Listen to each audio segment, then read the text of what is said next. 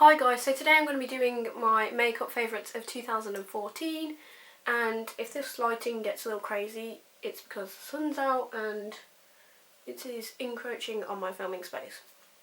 But anyway, I'm just going to jump into the video guys. Hope you all had a good New Year and New Year's Eve. I'm still ill. But anyway, I'm just going to jump into the video. So the first thing I'm going to talk about is primer, and this is the L'Oreal Skin Perfection primer. It doesn't say it's primer on here, but that's what I use it for. And I just really like this. I bought it by accident. I meant to get the serum and I actually really like it. I've used most of it up. But it actually has quite a long shelf life. It says 24 months, so 2 years. That's pretty good. So yeah, I kind of reserve this end bit for like when I'm having nights out and stuff, and when I want my makeup to last a bit longer than when I use other primers, because I feel like this does a better job. But basically this is my favourite primer of 2014. Then I'm going to go on to my favourite foundation, which is the L'Oreal True Match foundation. I don't really use any other foundations.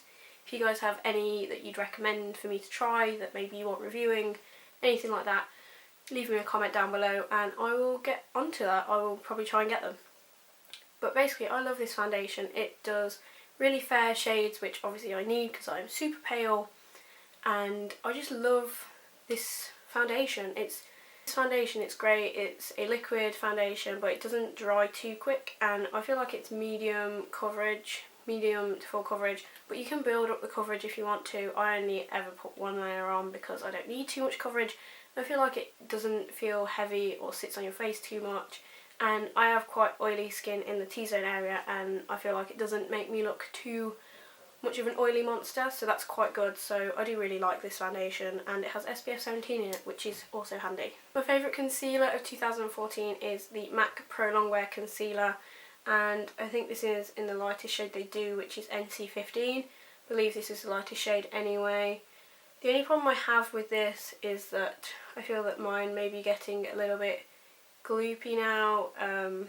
It's kind of separated at the bottom a little bit, but I don't know why it's done that. Probably because I keep mine stood up opposed to letting it just roll around, because the pump means that you have to kind of keep it standing up, otherwise it kind of doesn't work. But I love this concealer. It is a great full coverage concealer because I have quite dark circles underneath my eyes, and I also find that a lot of concealers crease on me. This one does also, but not as bad as others. And I just really like this concealer. I like that a little goes a long way. The only problem is the pump can be a little too crazy and just like throw loads of product out at you, but once you manage to get a handle on how to mediate the pump, it's fine. And I think this is probably going to be something that I'll repurchase once I have run out. I do love this concealer. If you guys have any, like I say with any of these products, if you guys have any recommendations of anything similar that you guys think I might like, please comment down below because I'd love to try them. For my brows, my favourite product has to be the Benefit Browsing Kit in medium, and I've had this for quite a while now, and it is just a powder and a wax. So I like to use both products. As you can see, I've used both products, but these products are going to last for ages because it takes ages to get through a powder brow product, I think, even if you fill your brows in every day.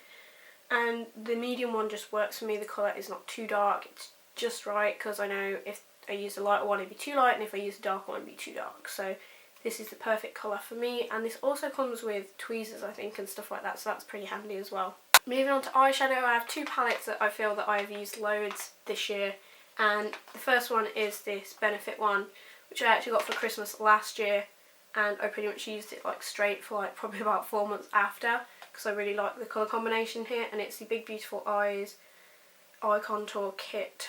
I don't use the concealer much. I do like the big mirror here, which is quite convenient. I don't use concealer because it is in shade 2, and I'm definitely not shade 2 in concealers. Generally, I'm like the fairest of fair in concealers, because I like my concealer to be a bit lighter than my foundation, which is very difficult to find. And then you've just got this pink colour, which I have very much hit pan on, and then this nice shimmery brown colour and a matte. Well, it's got a little bit of shimmer in it, or just an overlay of shimmer, and it's a dark brown colour. Generally I'll use this all over the lid, that's why most of it's been used, and then I will use this on probably like the outer third, and then this in the crease just to deepen it through if I want like a more nighttime look. So do really like this palette. The next palette is my Naked 3 palette, which again I got for Christmas last year, and this was the first Naked palette that I got. Again, I love the big mirrors on the Naked palette, it's very convenient. And I do just love this colour set. I feel like even though they are pink undertones, they're not like too pink that it makes you look like you've been punched in the eye or that you've got pink eye. No jokes please. But basically, I just like this palette. Basically, I just love the formula of these eyeshadows, and I found this with my Naked 2 palette that I recently got. I just love the formula of these eyeshadows. Like, the fallout is like absolutely minimum, if any. The only thing I wish is that there were more matte shades in them, but that's what the Naked Basics palettes are for really, and I do have one of those now. So yeah, I feel this formula is amazing. Even without eyeshadow primers, they last. But with a primer, it just gives them that extra bit of, you know, staying power and just makes them that bit more pigmented as well. So I really do like that. Next on to eyelashes, and I really like these Ardell lashes. I like the natural styles in like the Glamour Wispies and stuff like that. Just like the natural styled eyelashes with the clear band, because I hate coloured bands on eyelashes. Just something I don't like.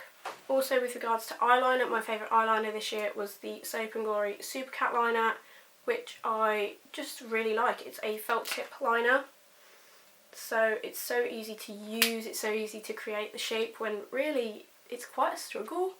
Sometimes I don't use eyeliner that much because I just can't be bothered with it, so when I do come to use it I'm not that skilled, but this just makes it super easy.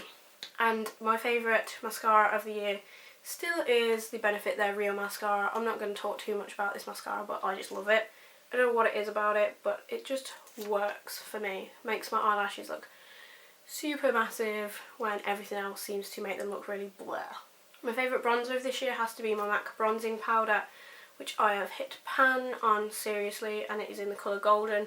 There's not much left of it now. I kind of just use the dregs sometimes, but I love this powder. I felt like it was the most natural with my skin tone, but I am also enjoying some of the other ones I've tried this year, so I might discuss those in another video at some point soon. My favourite blush of this year has to be MAC's Melba, which is a matte blush, and I don't think I'm ever going to hit pan on this because it just seems to go on forever, but I love this blush. It just goes with most like pretty much any makeup look you do. It's so subtle and nice, and also it takes out the fact of if it's too shimmery because it's matte, so you can just add a highlighter where you want to. My favourite lip balm has to be this Aloe Lip Care by The Body Shop. It is intense. If you are ill, this is perfect. Don't tend to use it too much on a day-to-day. It's one of those ones that you use at the night time just to give your lips a proper, true, intense moisturisation, and it is great. Then I have one lip gloss, which is the Sugar Bomb lip gloss. This is just a mini one. I do have a full-size one as well. I just like that this is kind of like a mauvey nude glittery colour. It's great on its own or to layer over the top of another colour just to give it a bit more pop and a bit more glossy finish. I'm rushing, by the way, because my camera is going to run out of battery, so I'm so sorry. And then I have two lipsticks, and one is this No. 7 Moisture Drench one in Chic, which is a nice brownie nude, and it has a hair on it. That's grim. Oh. Yeah, that one. And then the other one is MAC's Rebel lipstick, which is gorgeous, and I think it suits my hair really well, like goes with my hair really well, which is quite difficult because I'm sure a lot of colours don't go with my hair colour, which is why I'm really funny about wearing bright coloured lipsticks. And then the last thing that I've really been liking this year, which I am quite the way through, is my MAC Fix Plus. I have recently been using the Urban Decay, what is it, the All Nighter? Yeah, the All Nighter setting spray, which I really like as well, but I think this is my most used this year. Basically, these aren't current favourites, these are most used, and yeah, just basically most used and most favourited this year. So some of them may change by the end of January, but this is probably the one I'm going to go with for this year, and it is the MAC Fix Plus spray. So, oh. So guys, that is all from my beauty favourites of this year. I will be doing a skin, body and hair care video, and also a small gadgety one as well for you guys. So look forward to those coming up hopefully this week or next. It's been quite hard to film because I've been at home and family have been at home, and it's hard to film with them all in the house because of noise and stuff. Someone's just beat their horn. I don't know who that is.